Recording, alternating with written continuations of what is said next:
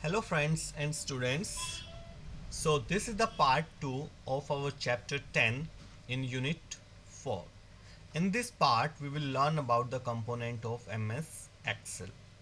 Okay so हमने पिछले part में पार्ट 1 में हमने स्प्रेडशीट क्या होती है ये सीखा था, उसको स्टार्ट करना भी सीखा था, एमएस एक्सेल को स्टार्ट करना हमने सीखा था। ठीक है, तो इस पार्ट में जब हम देखेंगे, जब MS Word sorry MS Excel जब स्टार्ट होता है तो उसके सामने हमारी एक विंडो आती है। उस विंडो में कौन कौन से पार्ट्स होते हैं उनको हम कंपोनेंट बोलते हैं, यानी पूरी जो एमएस एक्सेल की विंडो है वो किन किन पार्ट से मिलके बनी है, वो सभी पार्ट्स क्या कहलाते हैं, उसके कंपोनेंट कहलाते हैं। ठीक है, तो इस वीडियो में हम यही सीखेंगे कि जो एमएस एक्सेल के कंपोनेंट्स कौन कौन से होते हैं। So let's start today's video.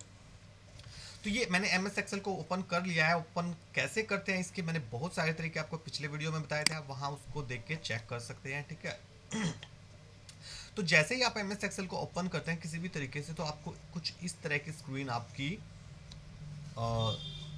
आज के कंप्यूटर पर आपको दिखाई देती है। ठीक है, तो आप इसको, ये मिनिम मैक्सिमाइज बटन होता है। अगर कई बार आपका जो हो सकता है कुछ इस तरीके से ओपन हो, पूरे फुल साइज में ओपन ना हो, तो यहाँ पर ये मैक्सिमाइज बटन, आप इस पर क्लिक करके इसको मैक्सिमाइज कर लें, फुल स्क्रीन पर ये आ जाएगा। ठीक है, ये आने के बाद अब देखते हैं कि जो एम एस एक्सेल की विंडो में आप देख रहे हो बहुत सारी अलग अलग चीज़ें, यहाँ पर कुछ लिखा हुआ है, यहाँ पर नीचे एक ये पट्टी सी नज़र आ रही है, आपको बाहर नज़र आ रही है, यहाँ पर एक ये बॉक्स है बहुत बड़ा जिसमें बहुत सारे ऑप्शन नज़र आ रहे हैं। ठीक है, तो ये सारी चीज़ें क्या क्या हैं, यही क्या कहलाते हैं, component of M S Excel.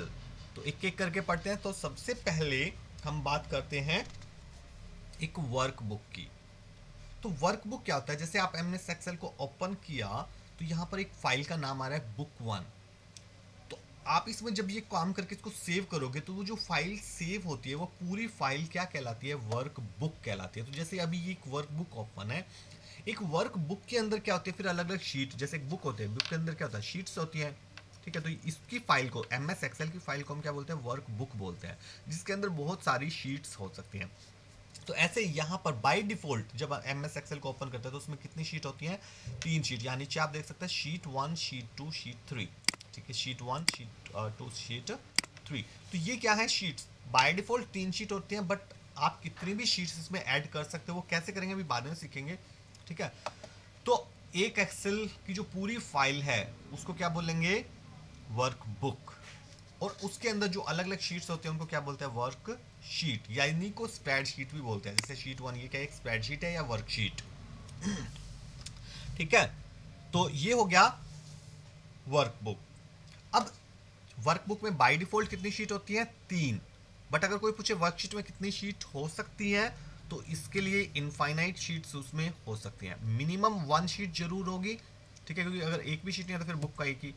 Okay, तो वर्कशीट हो कितनी भी सकती है, बाय डिफॉल्ट 3 होती है। अब वर्कशीट के अंदर बात करते हैं, एक वर्कशीट जैसे हमने शीट 1 ओपन कर रखी है, इसके अंदर टोटल कितनी रोज एंड कॉलम्स होते हैं। ओके, तो रोज अगर मैं नीचे देखूं, जैसे आप यहाँ पे दिख रहे हैं, रोज होते कैसे हैं पहले तो एक बार और चलो और समझाता हूँ। एक्चुअली जो बॉक्सेस आपको नजर आ रहे हैं बहुत छोटे छोटे, ये क्या हैं, सेल्स हैं। इनको, हर बॉक्स को एक सेल बोलते हैं। ठीक है, और इन सेल का जो कलेक्शन है, वर्टिकल कलेक्शन, जैसे जैसे ऊपर से नीचे की तरफ लास्ट में जहां तक भी है वो नीचे तक पूरा कलेक्शन क्या कहलाएगा, ये नीचे तक लास्ट तक। ठीक है, तो ये कहलाएगा एक कॉलम के। ऐसे हॉरिजॉन्टल कलेक्शन ऑफ सेल्स, जैसे ये एक, ये क्या है, एक रो है। ठीक है, तो ये कॉलम्स जो होते हैं, कॉलम्स के नाम होते हैं ऊपर लिखे होते हैं, इनको हम कॉलम हेडिंग्स बोलते हैं। जैसे ए बी सी डी, ये क्या है, कॉलम्स हेडिंग्स हैं। और यहाँ पर जो लिखे हुए हैं ये क्या है, रो हेडिंग्स हैं, 1 2 3। तो यानी ये रो नंबर 1 है, ये रो नंबर 2 है, ये रो नंबर 3 है। अगर मैं पूछूँ ये कौन सा कॉलम है, ये के कॉलम है, इस कॉलम का नेम है के। ठीक है, और ये यहाँ पर ये जो बॉक्स दिख रहा है जिसमें के लिखा हुआ है, ये क्या कॉलम हेडिंग है। ओके, या कॉलम हेडर भी बोल देते हैं। ऐसे ये रो हेडर, इसकी रो नंबर कौन सी है, ये देखो हाईलाइट हो जाता है जब किसी भी सेल को आप सिलेक्ट करते हो, उसका कॉलम नेम और रो नंबर अपने आप हाईलाइट हो जाता है, जैसे M&8। ठीक है, ये इस सेल का रेफरेंस कहलाता है। जैसे जो ये सेल है M8, पहले कॉलम का नाम बताते हैं, उसके बाद हम क्या बताते हैं, रो का नंबर। तो इस सेल का एड्रेस क्या कहलाएगा, M8। ये कौन सी सेल है, G8, ये कौन सी सेल है G19, ये कौन सी सेल है J11, ठीक है। तो इस प्रकार ये अलग अलग सेल्स होती है और रोज एंड कॉलम्स। अब अगर मैं बात करूं टोटल रो होती कितनी है, यहाँ पर आपको अभी फिलहाल यहाँ पे इस स्क्रीन में 26 दिख रही है, अलग अलग स्क्रीन में हो सकता है आपको अलग अलग दिखे, बट इतनी नहीं होती, आप किसी भी कंप्यूटर की स्क्रीन पे डिपेंड करता है तो साइज पे। बट आप नीचे जाओगे तो देखो, अब मैं नीचे जा रहा हूँ, नीचे जा कैसे रहा हूँ, एरो बटन जो होता है, डाउन एरो की जो होती है आपके कीबोर्ड के अंदर, एक नीचे की तरफ तीर का निशान होता है, ठीक है, उस पर जब आप क्लिक करोगे तो आप ऐसे नीचे जाते जाओगे, तो ये देखो निकलती जा रही है रोज, कितनी आ गई हैं। ऐसे तो ये खत्म ही नहीं होंगी, एक्चुअल में पता कितनी रोज होती हैं, 10,48,000, ओके, 576। अगर ऐसे आप स्क्रॉल करके नीचे नीचे जाओगे तो बहुत टाइम लग जाएगा, तो आप क्या करो, कंट्रोल बटन को प्रेस रखो, डाउन एरो था जो उसको एक बार प्रेस करके छोड़ दो, कंट्रोल प्लस डाउन एरो, तो आप बिल्कुल लास्ट में पहुंच जाएंगे। देखो इसके बाद अगर मैं नीचे जाऊंगा तो और नहीं जा पा रहा, तो 10,48,576 इतनी रोज होती हैं। तो इसीलिए अब पता लगा इसको स्प्रेडशीट क्यों बोलते हैं, क्योंकि इतनी बड़ी शीट होती है ये, इतनी रोज होती हैं, ओके। तो अब आपको वापस आना है तो कंट्रोल प्लस अप एरो का यूज करेंगे, हम वापस वहीं पर आ गए। ऐसे ये कॉलम्स लिखे हुए हैं ए बी सी डी, कहाँ तक होती हैं, जेड तक। जेड कौन से नंबर पे आता है, 26। तो यहाँ पर देखते हैं क्या इतनी ही होती है, यू वी डब्ल्यू। अब इधर राइट में जाने के लिए मैं क्या यूज कर रहा हूँ, राइट एरो का यूज कर रहा हूँ, ठीक है, राइट एरो। तो ये जेड आ गया, अरे जेड के बाद भी कुछ है, देखो जेड के बाद क्या स्टार्ट होगा, A B, A C, A D, ए ई, ऐसे चलते चलते ए जेड आ जाएगा, ए जेड के बाद खत्म हो जाएंगे ये, देखते हैं।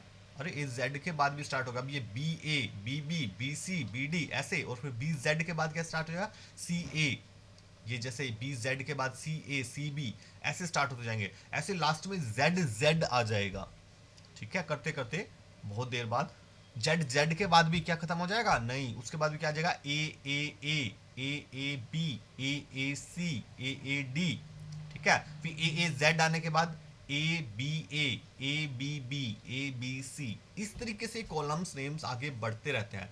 तो लास्ट क्या होता है, लास्ट जो कॉलम होता है वो होता है एक्स एफ डी।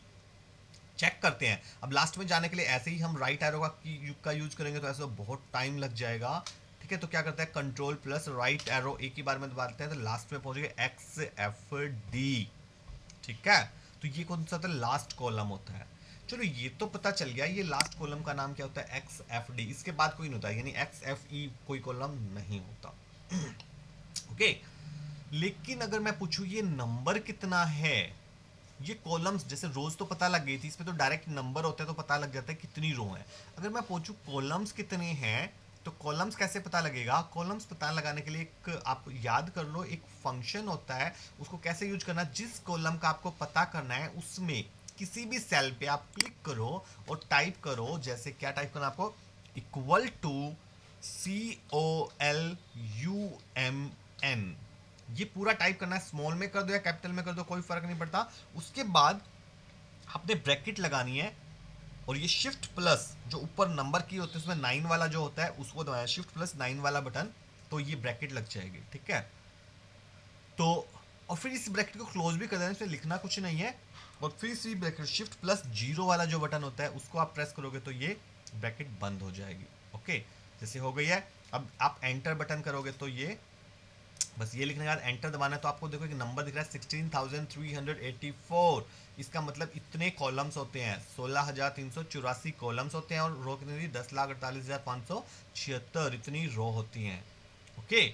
ऐसे ही अगर किसी भी कॉलम को चेक कर सकते हो, जैसे आपको ये पता करना हो ये कौन से नंबर पे है कॉलम, ये नंबर क्या है इसका, तो क्या टाइप करेंगे, मैं एक बार इसको यहाँ से जूम कर लेता हूँ ताकि आपको क्लियर दिखे, ठीक है। तो जैसे मैं ये लास्ट कॉलम आ गया, चलो इसको चेक कर लेते हैं, एक्स वाई को, इसको चेक करना, क्या करेंगे, equal to COLUMN bracket start and bracket close and enter key, okay. तो ये कितना हो गया, 379, 16,000 तो है ही, 379, अब ये कितना हो गया, 80, 81, 82, 83, 84, ये आ गया ना 84। तो इससे पता लग रहा है कि कॉलम नंबर ये बिल्कुल करेक्ट बता रहा है। तो किसी को भी हम लिख सकते हैं, इसको मैंने डिलीट कर देता हूँ, ओके। तो आप चेक कर सकते हैं। आप वापस जाने के लिए क्या करेंगे, देखो मैं थोड़ा सा नीचे भी आ गया हूँ। ओके, तो आप क्या करोगे, कंट्रोल प्लस लेफ्ट करोगे तो फर्स्ट उसमें चले जाओगे। बट अगर आपको फर्स्ट सेल में जाना हो तो क्या करेंगे, कंट्रोल प्लस होम, एक शॉर्टकट की याद रखनी है, कंट्रोल प्लस होम। मैं जैसे ही प्रेस करूंगा तो आप चाहे कहीं भी हो वर्कशीट में, आप डायरेक्टली कहाँ जाओगे, A1 जो सेल होती है उसमें आप आ जाओगे, यानी फर्स्ट रो के फर्स्ट कॉलम में आ जाओगे आप। ठीक है, तो इस प्रकार जो वर्कशीट होती है आपको अच्छे से समझ में आ गया। अब वर्कशीट के अंदर कुछ बातें जो मैंने आपको बताई, एक सेल होती है, सेल का एक एड्रेस होता है, ये सेल रेफरेंस भी बोलते हैं या सेल का नेम भी बोल देते हैं, जैसे ये G6, ये कैसा सेल एड्रेस बोल लो, सेल रेफरेंस बोल लो या सेल नेम बोल लो। ठीक है, अब एक और बात, अब जैसे ये बहुत सारी सेल है बट मैं जिस सेल पे क्लिक करता हूं उस सेल के ऊपर एक ये डार्क कलर की बाउंड्री आ जाती है, रेक्टेंगुलर। ओके, तो इस जो बाउंड्री को हम क्या बोलते हैं, इसको बोलते हैं सेल पॉइंटर। ये जो बाउंड्री है डार्क कलर की, इसको क्या बोलते हैं, सेल पॉइंटर। अभी जो सेल पॉइंटर है किस पर है, वो G6 सेल पर है। ठीक है, और अभी किस पर है, E5 सेल पर है। ठीक है, तो ये सेल पॉइंटर है। और अब एक बात कहते हैं एक्टिव सेल। एक्टिव सेल कौन से होते हैं, जिस सेल पर सेल पॉइंटर होता है वो क्या होती है, एक्टिव सेल। ओके, सो ये जो जैसे अभी एक्टिव सेल कौन सी है, E5, अभी एक्टिव सेल कौन सी है, H6। ठीक है, तो आई थिंक ये कुछ बातें हैं जो सेल क्या होती है, रोज क्या होते हैं, कॉलम्स क्या होते हैं, ये सारे आपको अच्छे से क्लियर हो गए होंगे। ठीक है, अब आगे बात करते हैं फिर स्क्रोल बार। स्क्रोल बार अगर आप यहाँ पे देखो, आप यहाँ से ये वर्टिकल स्क्रोल बार है, यहाँ से आप जैसे नीचे या ऊपर जा सकते हो शीट में। ओके, और यहाँ पर भी एक है, अभी आपने हमने काम नहीं कर रखा एक्चुअली, जब आप काम करते हो तो होता है, अच्छा सॉरी ये यहाँ पे दिख रहा है, तो यहाँ से अगर मैं देखो ये स्क्रॉल करूँ, ये छोटा सा है, तो आप ऐसे शीट में लेफ्ट राइट ऐसे भी जा सकते हो। ठीक है, इस स्क्रॉल बार को क्या बोलते हैं हम, हॉरिजॉन्टल स्क्रॉल बार, और इस स्क्रॉल बार को क्या बोलते हैं, वर्टिकल स्क्रॉल बार। ठीक है, तो इस तरीके से हम, ये दो तरह के स्क्रॉल बार होते हैं। उसके बाद बात करते हैं रो हेडर्स, मैंने आपको बता दिया क्या होते हैं। ओके, ऐसे ही कॉलम हेडर्स, सॉरी ये कॉलम हेडर्स थे और ये रो हेडर्स होती हैं, ये भी मैंने आपको बता दिया है। फिर बात करते हैं नेम बॉक्स। नेम बॉक्स क्या है, एक्चुअली देखो जब मैं किसी सेल को सिलेक्ट करता हूँ तो मैंने इस सेल का नाम क्या बताया था, H7, है ना, इसका नाम क्या है, S7। और आप यहाँ पर एक बॉक्स में देखो, यहाँ पे भी क्या लिखा हुआ है, H7। ऐसे मैंने इस सेल को सिलेक्ट किया तो E9, यहाँ पे भी क्या लिखा हुआ है, E9। तो इस बॉक्स पे देखो मैं थोड़ी देर माउस पॉइंटर रखता हूं तो ये क्या नाम लिखा रहा है, नेम बॉक्स। तो इस बॉक्स को हम क्या बोलते हैं, नेम बॉक्स बोलते हैं। ओके, तो नेम बॉक्स का काम क्या होता है, जो भी एक्टिव सेल का हमें एड्रेस बताता है, ठीक है, या नेम बताता है, तो ये एक्टिव सेल का एड्रेस बताता है। इसके अलावा इसका एक और भी काम है। एक काम तो क्या हो गया, जो भी एक्टिव सेल है या सिलेक्टेड सेल भी बोल सकते हो, जो सिलेक्टेड सेल का एड्रेस हमें बताता है। दूसरा काम ये करता है कि ये हमारे सेल पॉइंटर को मूव भी करा सकता है किसी भी दूसरी सेल में। मान लो जैसे आपको यहाँ पर आना है, अब मैं इधर आ गया और ये यहाँ पर देखो, ये अब ये सेल कौन सी है, ये सेल है AR, कॉलम का नेम है AR, और ये क्या है 38, और यहाँ नेम बॉक्स में लिखा भी हुआ है AR38। ठीक है, तो मुझे इसी सेल में आना है, बट कहाँ से, अभी मैं हूँ कहाँ, मैं ये शुरू में आ गया हूँ, मैं यहाँ पे मैं अभी इस सेल में हूँ B3 में, और मुझे कहाँ जाना है, AR38 में जाना। तो मैं यहाँ नेम बॉक्स पे क्लिक करूंगा, जो भी लिखा है उसको डिलीट करूंगा और इसकी जगह लिखूंगा AR38। ये आप स्मॉल में या कैपिटल में जैसे मर्जी लिख लो, इससे फर्क नहीं पड़ता। ठीक है, जो नेम्स होते हैं वो स्मॉल लेटर या कैपिटल लेटर्स में अलग अलग नहीं होते, वो सेम ही माने जाते हैं। ठीक है, तो आप बस एंटर बटन प्रेस करना है, तो जैसे ही एंटर बटन प्रेस करूंगा ऑटोमेटिकली देखो मैं डायरेक्ट किस सेल में पहुंच गया, मेरा सेल पॉइंटर AR38 वाली सेल में आ गया। ठीक है, तो इसका दूसरा काम क्या हुआ, नेम बॉक्स का यूज हो सकता है लोकेट करने के लिए किसी सेल को, यानी आप किसी सेल पर जब सेल पॉइंटर को भेजते हो उसको बोलते हैं हम लोकेट करना, उस सेल को लोकेट करना। ओके, तो हम किसी सेल को लोकेट करने के लिए क्या यूज करते हैं, इस नेम बॉक्स का यूज कर सकते हैं। क्लियर हो गया। अब फिर दूसरी बात करते हैं फॉर्मूला बार। यहां पर एक बड़ी सी व्हाइट पट्टी नजर आ रही है, ये क्या है, फॉर्मूला बार है। ओके, तो जैसे एक्चुअली मैंने क्या किया था, फॉर्मूला क्या होता है, जब भी किसी सेल में आप इक्वल टू का साइन लगा के कुछ भी लिखते हो तो वो क्या कहलाता है, फॉर्मूला कहलाता है। ओके, अब एक्सेल जो होती है उसमें आप, मैंने बताया था एक जो स्प्रेडशीट के फीचर्स बताए थे तब, उसमें फॉर्मूले यूज कर सकते हैं। तो यहाँ पे भी ये कैलकुलेटर का भी काम करता है। जैसे कोई भी सेल, जैसे मैंने ये सेल ले ली, मैंने इस सेल में मैंने सिंपल लिख दिया 5। ओके, तो फॉर्मूला बार में भी देखो क्या लिखा गया 5। यहाँ पे मैंने लिख दिया 15, तो यहाँ पे भी क्या लिखा गया 15। ठीक है, तो 5 15।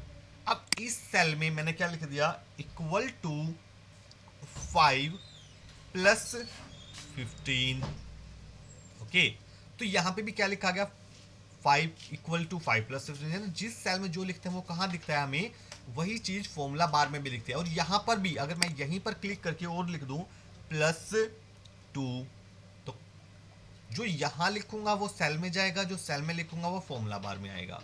ठीक है, तो अब लेकिन ये लिखने के बाद अगर आपने नॉर्मल वैल्यू लिखी है या कुछ सिंपल टेक्स्ट टाइप किया तो वो तो दोनों में सेम रहता है। लेकिन अगर किसी सेल में कोई फॉर्मूला लिखा, और फॉर्मूला क्या होता है, अगर वो इक्वल टू से स्टार्ट हो रहा है तो क्या है फॉर्मूला। फॉर्मूला लिखने के बाद जैसे आप एंटर बटन प्रेस करेंगे, किसी और सेल में क्लिक करोगे, और सेल में तो नहीं करोगे क्योंकि फॉर्मूला में जब क्लिक करोगे तो उस सेल का एड्रेस चला जाता है। एक्चुअली एंटर ही करना है आपने, एक बार एंटर करना है। तो देखो इस सेल में क्या लिखा गया 22, बट यहाँ पे कुछ नहीं दिख रहा। क्यों, अभी तो क्यों नहीं दिख रहा, क्योंकि इस सेल में कुछ नहीं है। बट इसको मैं सिलेक्ट करता हूँ 22 वाले को, इसको सिलेक्ट किया तो देखो फॉर्मूला बार में क्या लिखा है, इक्वल टू 5 प्लस 15 प्लस 2, यानी एक्चुअल में हमने जो लिखा था वो कहाँ लिखा है फॉर्मूला बार में। तो जब कोई फॉर्मूला आप किसी सेल में टाइप करते हो तो क्या होता है, उस वो फॉर्मूला तो हमें फॉर्मूला बार में नजर आता है, लेकिन उस फॉर्मूले का जो रिजल्ट होता है वो कहाँ नजर आता है, उस सेल में। तो फॉर्मूला बार का यूज समझ में आ गया।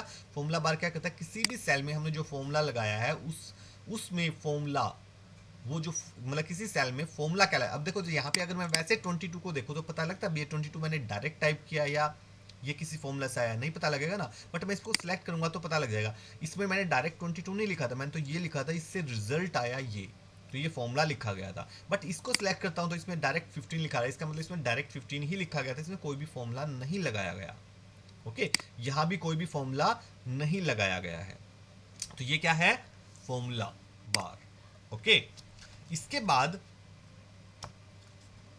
ये हो गया हमारा फॉर्मूला बार। और इसके बाद हम आगे चलते हैं। अच्छा, फॉर्मूला बार में एक और चीज़ बता दूं, जैसे जो फॉर्मूले हम लगाते हैं आप डायरेक्ट ये तो लगा ही सकते हो, जैसे 22 में लगा, मैंने इस सेल को फिर सिलेक्ट किया, यहाँ पे भी मैं क्या करता हूँ, मुझे 5 प्लस 15 प्लस 2 वही करता हूँ। ओके, तो मैं फॉर्मूले में जरूरी नहीं डायरेक्ट वैल्यू टाइप करूँ। जैसे मैंने यहाँ पे टाइप किया इक्वल टू के बाद ये जो 5 है ये कौन सी सेल में है, ये है D3। मैं ऐसे भी टाइप कर सकता हूँ D3। ओके, फिर प्लस का साइन, कीबोर्ड से प्लस का साइन लगा दिया। और फिर अगली सेल कौन सी है, ये कौन सी है D4, तो D4। ओके, और फिर प्लस अब 2 तो कहीं और तो लिखा नहीं, मैंने डायरेक्ट लिखा तो चलो 2 को मैं डायरेक्ट ही लिख देता हूं। तो यहां पर आपने वैल्यू डालने के लिए, वैल्यू D3 में वैल्यू कितनी है 5, तो इस D3 में वैल्यू कितनी है 5 है, और D4 में वैल्यू 15 है। तो मैंने डायरेक्ट वैल्यू लिखने की बजाय वो सेल का एड्रेस लिख दिया जिसमें वैल्यूज लिखी हुई हैं। अब मैं एंटर बटन दबाता हूं, तो जैसे मैं एंटर बटन दबाता हूं तो आंसर इसका भी क्या आया 22। तो इसका मतलब क्या हुआ, हम फॉर्मूले में डायरेक्ट वैल्यू की बजाय किसी सेल का एड्रेस भी लिख सकते हैं। ठीक है, तो उस फॉर्मूला अपने आप उस सेल में जो भी वैल्यू होगी उसको यूज कर लेगा उस फॉर्मूले के अंदर, आंसर निकाल देगा। ऐसे ही चलो एक और सेल में आ जाता है, मैं इस सेल में भी फिर से वही लिखता हूं इक्वल टू। अब की बार मैं सेल को एड्रेस लिखने की बजाय मैं डायरेक्ट इस सेल पे क्लिक कर देता हूं, ये सेल। तो जैसे ही मैंने क्लिक किया अपने आप इसका एड्रेस लिखा गया, फॉर्मूला बार में भी यहाँ भी।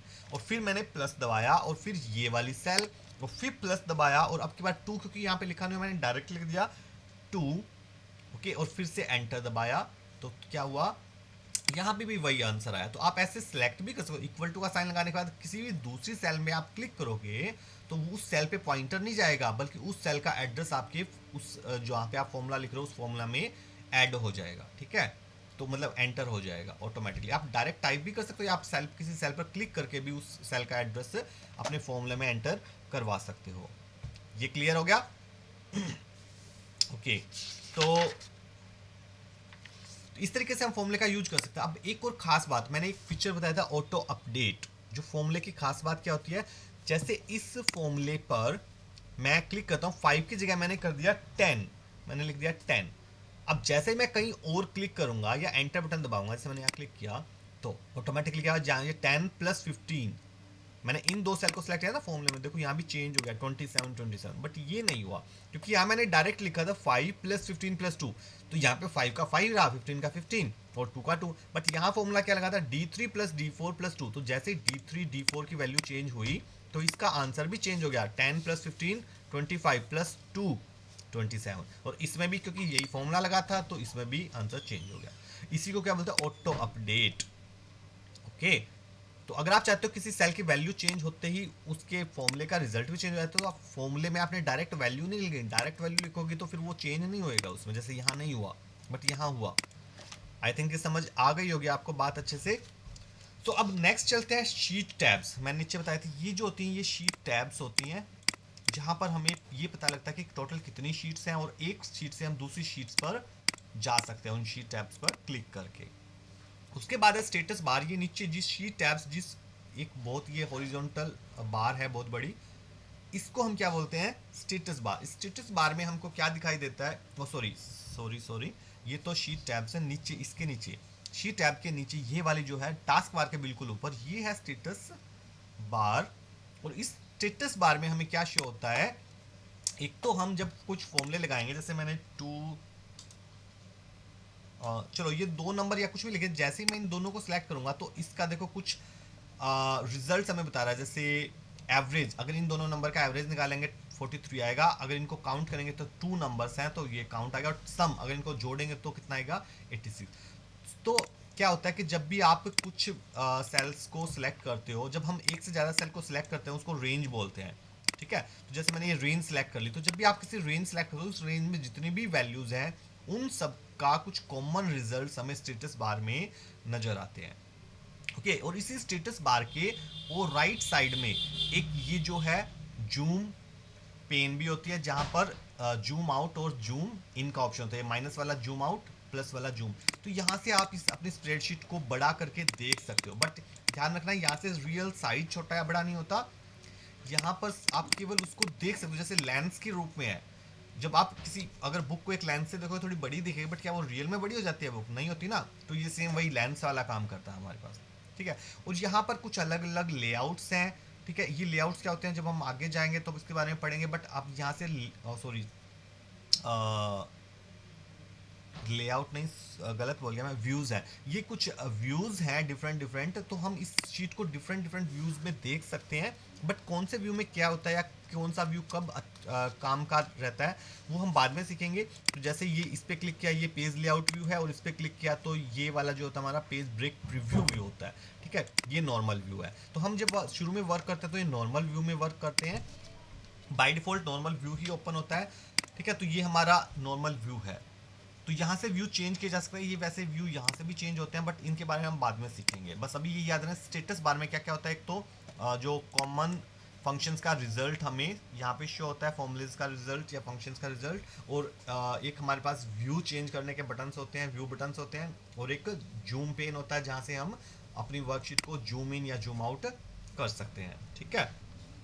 उसके बाद है रेंज ऑफ सेल्स। अभी मैंने बताया था जब हम एक्चुअली क्या होता है कि एक एक सेल है, एक से ज़्यादा सेल को जब एक साथ सेलेक्ट करते हैं तो वो क्या बन जाती है, रेंज बन जाती है, लेकिन कॉन्टिन्यूस लगातार होनी चाहिए, ठीक है। अब ये रेंज जैसे कॉलम रेंज होती है, अगर आप जो सेल्स है एक ही कॉलम में सेलेक्ट करो, जैसे मैंने अब यहाँ पे जो ये सिलेक्ट किया सेल, ये कहाँ से सिलेक्ट किया, C2, पहली सेल कौन सी है C2, और आखिरी है H2, और एक एक कॉलम में है, तो इस रेंज को हम क्या बोलेंगे, C2 to H2।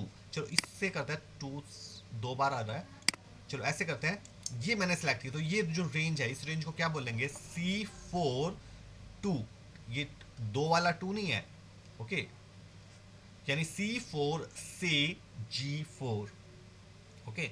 तो इंग्लिश में बोलेंगे तो C4 to G4।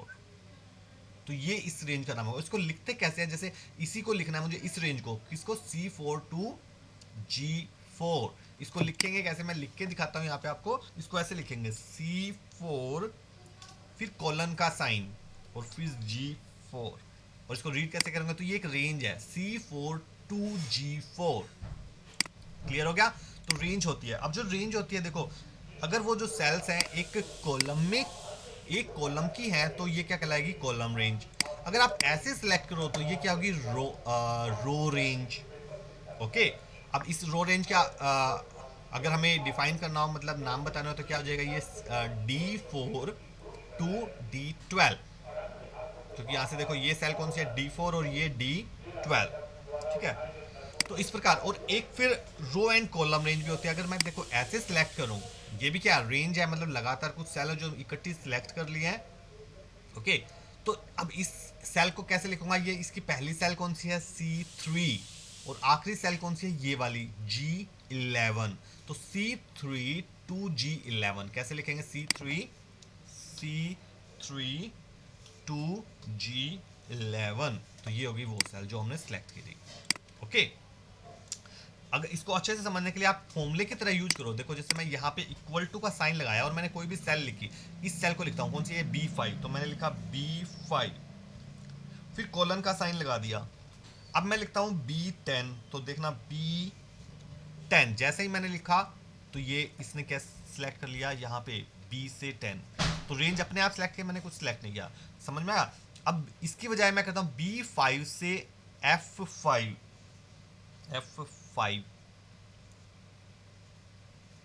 तो अब ये कौन सी, ये रो रेंज है, पहले कौन सी थी, कॉलम रेंज थी। और अब अगर मैं टाइप कर दूं F10, तो ये क्योंकि रो एंड कॉलम रेंज, ठीक है। तो किसी फॉर्मूले में आप रेंज भी लिख सकते हो, जैसे मैं लिखूंगा तो वो अपने आप ये सारी सेल यूज हो जाती हैं, ठीक है। बट इसका सेंस नहीं होता, कहाँ रेंज यूज करेंगे वो मैं आपको बाद में बताऊंगा। ओके, तो रेंज क्या होती है ये समझ में आ गया। अब है सिलेक्टिंग ये रेंज। एक रेंज को सिलेक्ट कैसे करना है, दो तरीके हैं, कीबोर्ड से भी आप सिलेक्ट कर सकते हो, माउस से भी सिलेक्ट कर सकते हो। कीबोर्ड से कैसे सिलेक्ट करेंगे, कीबोर्ड से तो सिंपल है, जिस मान लो आपको ये C3 से लेकर F10, ये यहाँ तक C3 से F10 यहाँ तक ये रेंज सिलेक्ट करनी है, तो यहाँ पे लाएंगे, माउस के लेफ्ट बटन को प्रेस करेंगे, प्रेस ही रखना है, छोड़ना नहीं है। फिर माउस को एक बार राइट साइड में करते हैं, ये F तक लाना है, फिर नीचे की तरफ ले जाओ, लेफ्ट बटन छोड़ना नहीं है, याद रखना है, और फिर नीचे ले जाओ जब तक कि आप उस सेल में नहीं पहुंच जाते। यहाँ तक लाना था तो यहाँ तक ला दिया। अब लेफ्ट बटन को छोड़ देंगे, ठीक है, और माउस को आप मूव कराओगे कहीं से भी, तो ये सेल रेंज जो है वो सिलेक्ट हो गई है, ठीक है। तो एक ही रूस में करना है तो आप ऐसे एक में भी कर सकते हो या नीचे की तरफ भी कर सकते हो। मैं सिलेक्ट कैसे कर रहा हूँ वो आपको समझ में आ गया होगा। ये तो क्या माउस से। अगर कीबोर्ड से करना तो कैसे करेंगे, तो कीबोर्ड से पहले तो आप एरो की का यूज करोगे और फर्स्ट सेल में जाओगे। तो ये मैं ये एरो की का यूज करके फर्स्ट सेल में आ गया। माउस मेरा अलग है, देखो इधर साइड में, माउस को मैं यूज नहीं कर रहा। अब क्या करूंगा, शिफ्ट बटन को प्रेस कर लेना है, शिफ्ट बटन को दबा लिया।